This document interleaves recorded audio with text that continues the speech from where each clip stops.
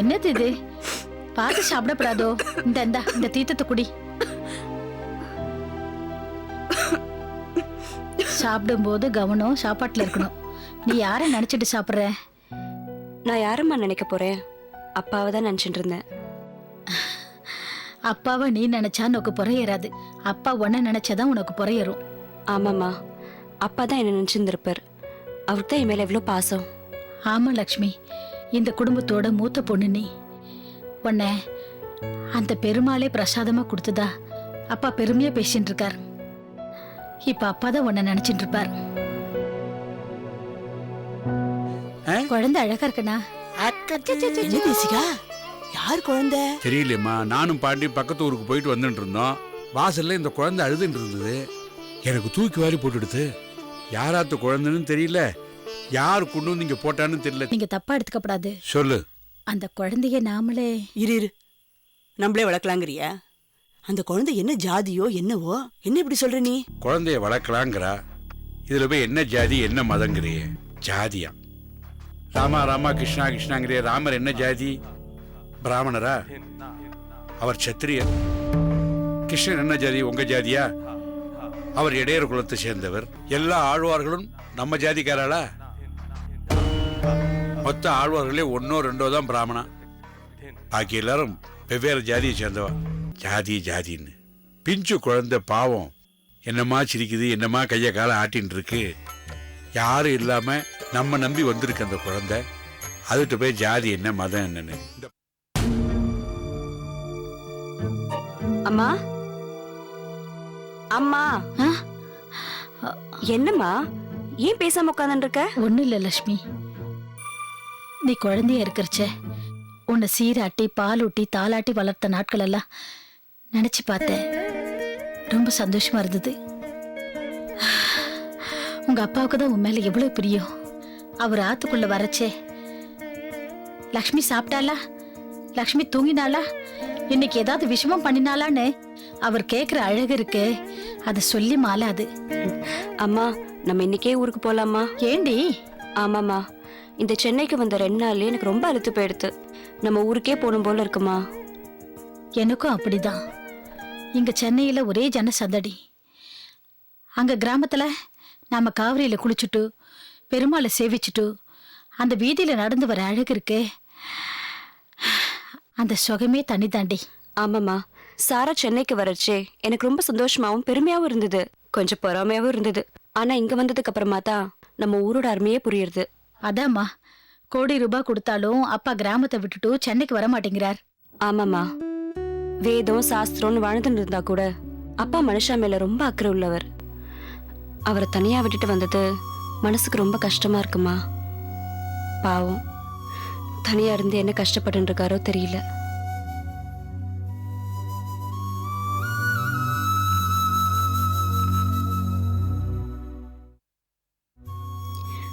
அம்மா, எனக்கு உடனே அப்பாவை பார்க்கணுமா.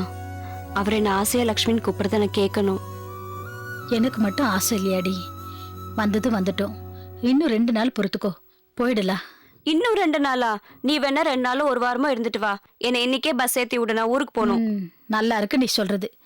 இந்த ஊர் இருக்கிற இருப்புல உன்னை நான் தனியா பஸ் ஏத்தி அனுப்பினேன்னு வச்சுக்கோ, அப்பா என்னை வெட்டியே போட்டுடுவார். அப்ப நீயும் இன்னைக்கே கிளம்பு. இன்னும் வந்த வேலை முடியலடி. இன்னும் 2 நாள் பொறுத்துக்கோ, நான் ஏற்பாடு பண்ணி விடுறேன். என்ன வேலைமா?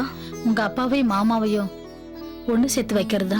இத்தனை வருஷமா தீராத பிரச்சனைய 2 நாளே தீர்த்து வச்சிட போறியா? அது மட்டும் இல்ல லட்சுமி, அமுதனுக்கு உன்னை கல்யாணம் பண்ணி கொடுக்கற விஷயமா எட்டாத பழத்துக்கு கொட்டாவி விடாதம்மா. அதெல்லாம் நடக்கடிச்சு பாத்துக்கலாம். சும்மா அச்சானியமா பேசிட்டு இருக்காத, எல்லாம் நல்லபடியா நடக்கும். சரி, ஊருக்கு கிளம்புறதுக்கு ஏற்பாடு பண்ண கோத வந்தா சொல்லிடு. அப்பாவை பார்க்கணும்னு நினைப்பு வந்ததும் காலில் ரெக்க கட்டிட்டு பறக்கணும்னு முடிவு பண்ணிட்டியா? இத பாரு லட்சுமி, கல்யாணம் பண்ணிட்டு புக்காத்துக்கு போன உடனே அடிக்கடி அப்பாவெல்லாம் வந்து உன்னால பார்க்க முடியாது தெரியுமோ? அப்பனா எனக்கு கல்யாணமே வேண்டாம், நான் உங்களோடய இருந்துடுறேன். என்னடி இப்படி சொல்ற? ஆமாமா, உன்னையும் அப்பாவையும் பிரிஞ்சு என்னால ஒரு நிமிஷம் கூட இருக்க முடியாது. அப்படி ஒரு சூழ்நிலை என் வாழ்க்கையில வரவே கூடாதுமா.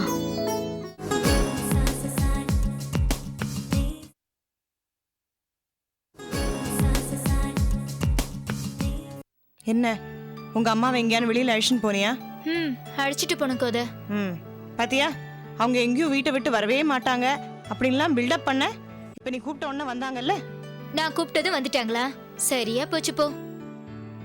ஏன் ஏன் இப்படி அழுத்துக்கிற? அவங்கள அந்த வீட்டை விட்டு கிளப்புறதுக்குள்ள நான் பட்ட பாடு இருக்கே எனக்கு தான் தெரியும் கோத. கடைசியில ஆபீஸ்க்கு கட்டிட்டு போக நல்லதா நல்ல சாரி இல்ல, ஆபீஸ்ல எல்லாரும் என்ன கிண்டல் பண்றாங்க. டி நகர்ல போய் எடுத்துட்டு வரலான்னு சொன்னதுக்கு அப்புறம் தான் கிளம்புனாங்க. அப்படியா? நாம பண்ற ஐடியா எல்லாம் ஒர்க் அவுட் ஆகுமான்னு எனக்கே தெரியல கோத. இந்த கோவிந்த் என்னடானா பக்கா கிரிமினலா இருக்காரு. எங்க அம்மா என்னடானா மகா மக்கா இருக்காங்க. எங்க அம்மா மூலமா அந்த ஆளோட வேஷத்தை கலைக்க முடியுங்கிற நம்பிக்கை எனக்கு சுத்தமா இல்ல கோத. அப்படிலாம் மனசு தளர்ந்துராத மோகனா. நம்பிக்கையோட முயற்சி பண்ணா நம்மளால எதையும் சாதிக்க முடியும். இந்த பாரு, நீ உங்க அம்மாவை டி நகர் கழிச்சுன்னு போன மாதிரி ஒரு நாள் நம்ம ஆபீஸ்க்கும் கூட்டின்னு வந்துடு. அவங்க இங்க வந்து இந்த கோவிந்தனை நேர்ல பார்த்தாங்கன்னா அவரோட ரெட்ட வேஷம் வெட்ட வெளிச்சமாயிடும். அதுக்கு தான் நானும் கஷ்டப்பட்டுட்டு இருக்கேன். பாப்போம் என்ன ஆகுதுன்னு.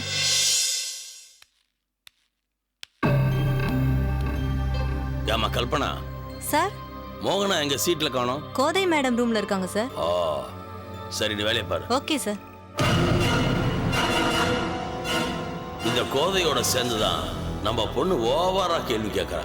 முதல்ல அவங்க ஃப்ரெண்ட்ஷிப்பை கட் பண்ணணும், அதான் நமக்கு சேஃப்டி.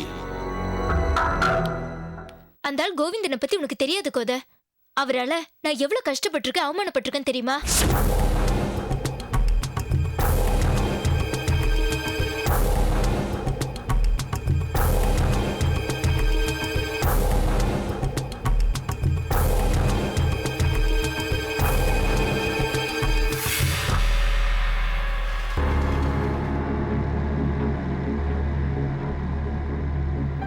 நீ என்னதான் HR டிபார்ட்மெண்ட் ஹெட்டா இருக்கலாம், அதுக்காக வேலை நேரத்துல ஒரு ஸ்டாஃபை கூப்பிட்டு இப்படிதான் வெட்டி அரட்டை அடிக்கிறதா? ஹலோ, இது உங்களுக்கு தேவையில்லாத பிரச்சனை. எதுமா தேவையில்லாத பிரச்சனை? நீங்க 2 பேரும் சதா சர்வ காலமா வேலையே பார்க்காம உங்க சொந்த கதை சோக கதையை பேசிட்டு இருக்கீங்க. அது யார் கிளாஸ் தெரியுமா? இந்த கம்பெனிக்கும் இந்த கம்பெனியோட MD மாப்பிள்ள ரங்கநாதனுக்கு தான். இன்னைக்கு சாஃப்ட்வேர் பிசினஸ்ல எவ்வளவு பிரச்சனை இருக்குன்னு உனக்கு தெரியுமா? ஃபீல்டே டவுன்ல போயிட்டு இருக்கு. ஒரு ப்ராஜெக்ட் கிடைக்க எவ்வளவு கஷ்டமா இருக்கு. இந்த நேரத்தில் உங்க ஹார்ட் ஒர்க் ரொம்ப முக்கியம். அதை விட்டுட்டு இப்படி வேலையே பார்க்காம வெட்டி கதை பேசிக்கிட்டு தான் என்ன அர்த்தம்? சார், இது வரைக்கும் என்னாலயோ மோகனாவாலையோ எந்த ஒர்க்கும் டிலே ஆனது கிடையாது. அப்படி ஏதாவது ஆயிருந்ததுன்னா MD எங்களை கூப்பிட்டு விசாரிச்சிருப்பாரு. எங்க விசாரிக்கிறார் அவரு? அவர் கேட்க மாட்டாருன்ற தைரியத்துல தான் நீங்க ஆட்டம் போட்டுட்டு இருக்கீங்க. உங்க ஆட்டத்தை அடக்குறேன். மோகனா, உன் சீட்டுக்கு போ.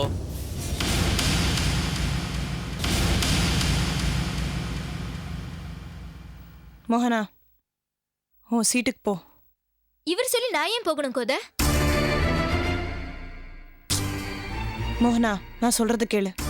நீ போ, நம்ம அப்புறம் பேசிக்கலாம்.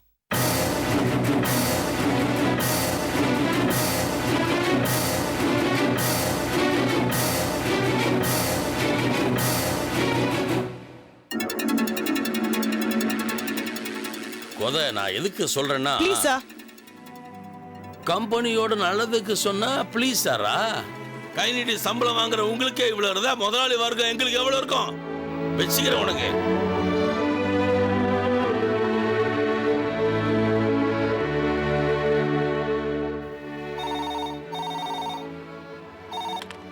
ஹலோ கோதை, என் கேபினுக்கு கொஞ்சம் வாமா. வரேன் சார்.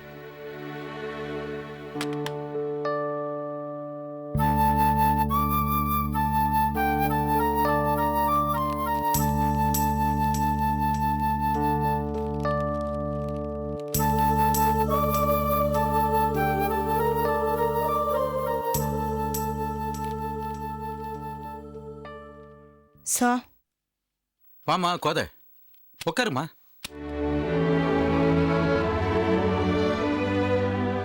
என்னம்மா டல்லா இருக்க? என்ன விஷயம்?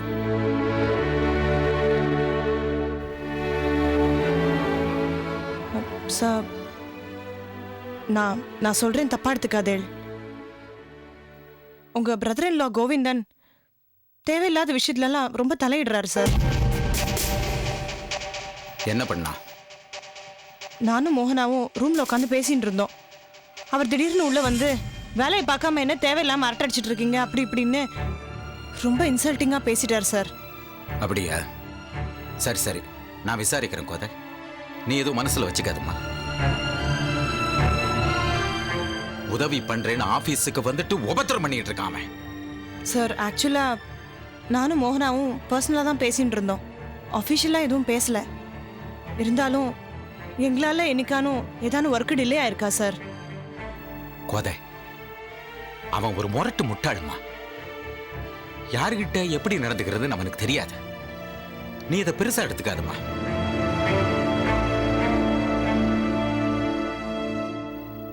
என்னம்மா கோதை? கை நீட்டி சம்பளம் வாங்குற உங்களுக்கே இவ்வளவு இருந்தா முதலாளி வர்க்கம் எங்களுக்கு எவ்வளவு இருக்கும்? Sir, I am very sorry to say this. நான் என் வேலையை ரிசைன் பண்ணிடுறேன் சார்.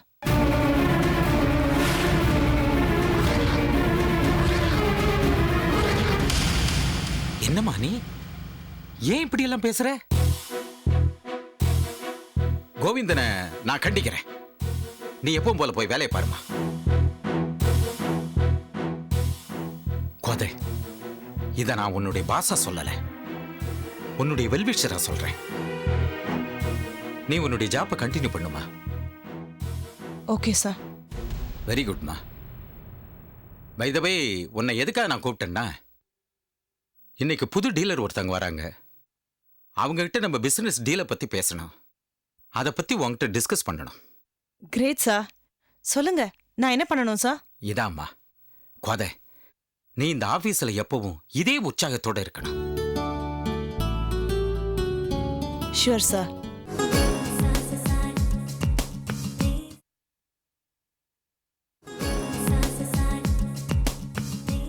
அக்கா, நீங்க லட்சுமி பாக்குறதுக்காக சாரா வளைச்சுண்டு கும்பகோணம் வந்தேலோ அன்னைக்கு பஸ் ஸ்டாண்ட்ல பெரிய கூத்தே நடந்துடுது. என்ன என்னாச்சு? நம்ம சடகோப்பன் இருக்காரோ அவர் உங்களை பஸ் ஸ்டாண்ட்ல பாத்துட்டார்.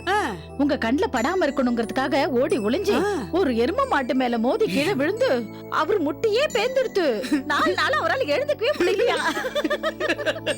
இந்த கண்கொள்ளா காட்சி எனக்கு பார்க்க கொடுத்து வைக்கலையடி. ஐயோ ராமா. என்னடி சரா, என்னம்மா களைச்சு போய் வந்திருக்க? ஆபீஸ்ல நிறைய வேலையா? ஆமாமா. அப்புறம் அப்பா இன்னைக்கு ஆபீஸ்க்கு ஃபோன் பண்ணிருந்தாரு. போன் பண்ணிருந்தாரா? என்ன சொன்னார்? ஊர்ல அடுத்த வாரம் உப்பிலியப்பன் கோயில் கும்பாபிஷேகமா. இவ பாட்டுக்கு பட்டணத்துல உட்காந்துட்டு இருந்தா என்ன அர்த்தம்? அம்மாவே லட்சுமியும் ராத்திரி பஸ் ஏத்தி விடுன்னு அப்பா என்கிட்ட சொன்னாரு. ஆமாமா, தேசிகம் சொன்னது வாஸ்தவம் தானே. கும்பாபிஷேகனா உனக்கு தெரியாத விஜயா? நம்ம மாத்துக்கு வரவா போறவான்னு எத்தனை பேர் இருப்பா. தேசிகா அங்க ஒண்டியா அலாடின்னு இருப்போம். நீ புறப்பட்டு போயிடுமா. ஆமாக்கா, நீங்க சொல்றதா சரி. நாளைக்கே நானும் லட்சுமி புறப்படுறேன்க்கா.